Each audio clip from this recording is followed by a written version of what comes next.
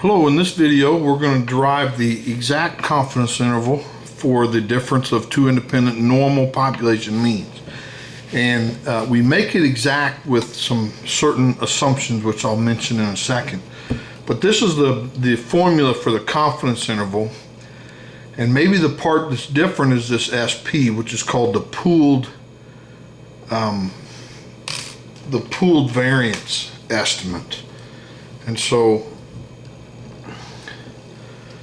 one of the assumptions, we'll just go through them. So we're going to derive this.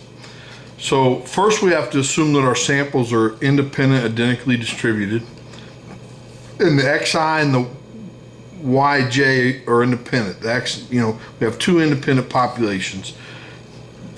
They're both normally distributed, and the variances of each population are equal. And actually, this is the part here when, if we assume they're equal, then pooling the variances from each population makes sense, so we get a common estimate. But it's that common estimate that allows us to create a t-distribution and then calculate an exact confidence interval.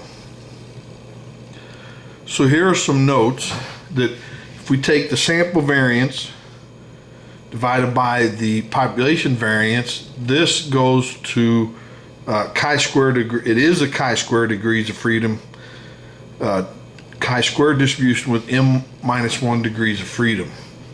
And so this should be a squiggle, it's not it's asymptotic and exactly a chi-square. So, and the same thing for the Y population. Since it's normally distributed, the sample variance, it goes to a chi-squared with n-1 degrees of freedom. The X and the Y are independent, so the sample variances are independent.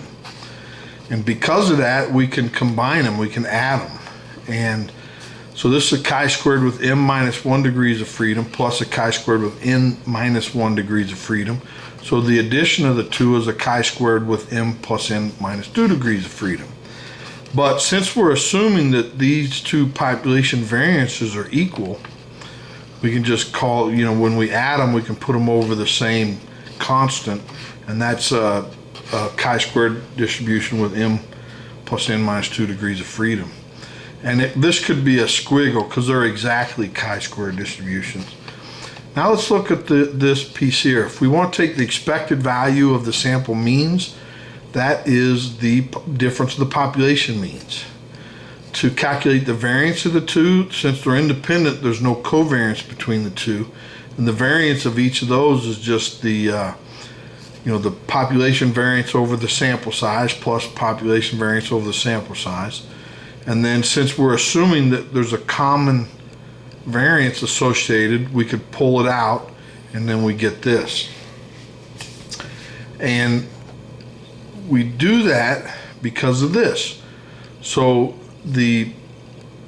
since these are normal, the X bars are normal, subtract off their means divided by their standard deviation, that is a standard normal distribution. This could be a squiggle, not a asymptotically distributed, but it's a standard normal. So now what we have so far is this quantity here, which we said was a standard normal, and this piece here we said was a chi-squared with m plus n-2 degrees of freedom. So if we take the square root of that divided by the degrees of freedom of this chi-squared, then we create an exact t-distribution. And then the reason that we have to assume a common variance is we get a cancellation here. So there's no the nuisance parameter of the variance goes away. And then so this reduces to this. So we have the pooled variance here, and then the square root makes it the standard deviation. So we have a standard normal over chi-squared divided by its degrees of freedom. That's an exact t-distribution. So since it's a t-distribution, we can set up this quantity, that this distribution to be between the alpha over 2 cutoffs on each end. This probability is 1 minus alpha. It's exactly that, because this is an exact t-distribution. Now if we multiply this up to both sides, subtract the X bar minus Y bar to both sides, and then multiply by 1 to get this by itself in the middle, then the probability that this interval captures the true difference of the means is 1 minus alpha. But these endpoints is this, and this is the formula for a confidence interval. So it's an exact 1 minus alpha % confidence interval. So anyway, that's how you derive the exact confidence interval. So that's all I have for today. Hopefully you enjoyed it. If you did, please like it and subscribe so you don't miss the next one. Thanks. Bye.